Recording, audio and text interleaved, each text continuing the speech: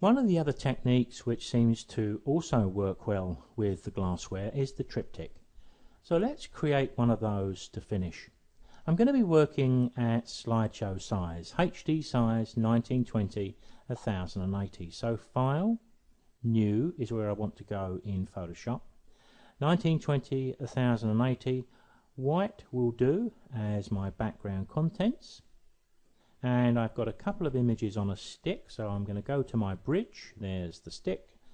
There's the images. I'll hit the Enter key to open them up.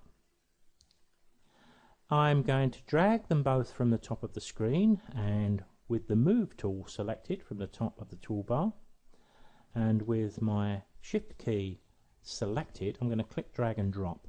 The Shift key just makes sure that the image drops foursquare in the center there, and I can close that down, and I can do the next one too.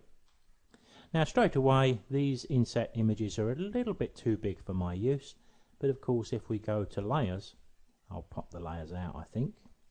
If we go to the layers and select them both, we can go to that free transform tool, edit, free transform, and I can just bring these down so that I get a nice top and bottom gap, and I'll hit the Enter key. We're going to keep this fairly simple. There's only two images for our triptych because I want to use this image twice. So if I just select that layer and hit Ctrl J, there's my duplicate. So I want one leaning in, let's turn that off for a minute. I want one leaning in and one leaning the other way. Doesn't matter which one I choose, but with this image here, edit, transform, flip horizontal, there's the three images, so we're ready to lay them out. Now what makes this work so easy to do these days are smart guides. They were introduced into Photoshop not too long ago, and in normal circumstances you never see them because they're turned on by default.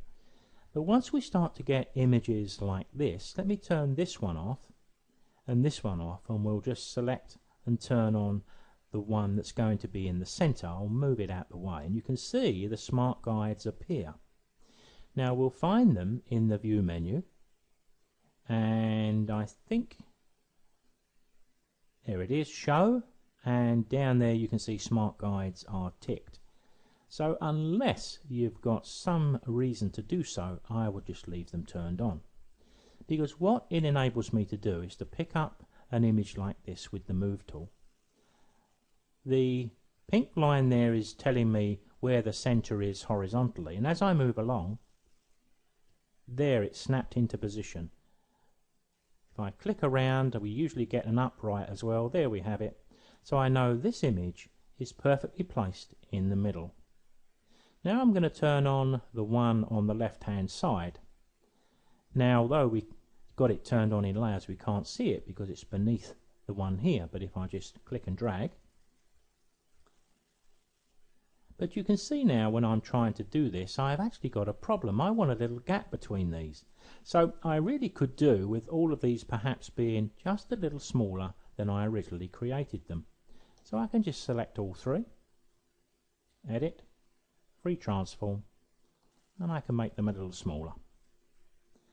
Turning those two off, selecting my center one, you can see our smart guides enable me to put that back in the center pretty quick. Pick this one up, move it to the left, there's our nice little gap. Pick up the one on the right and move that to the right. Now in hindsight I could possibly do with just a little more space, so I may want to just make these images just slightly smaller, but for demo purposes you can see how quick and easy this is. And remember, we can move all of these images if we select them. I can use maybe the up arrow, so if I wanted to have a wider border at the bottom I can do that. And on top of that we can add drop shadows and thin lines around the edge, which often just finishes off the job. Let me quickly do that by going to the effects down here, stroke. I'm going to place, let's choose 3 pixels in black on the inside. There you can see the line Doesn't look too thick or too thin, looks just about right. You've got a drop shadow if you want that as well. Highlight it, make the changes.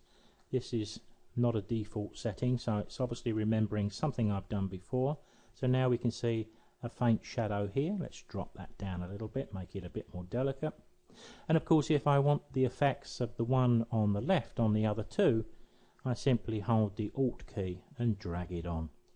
And there we have our triptych done pretty quick and easily.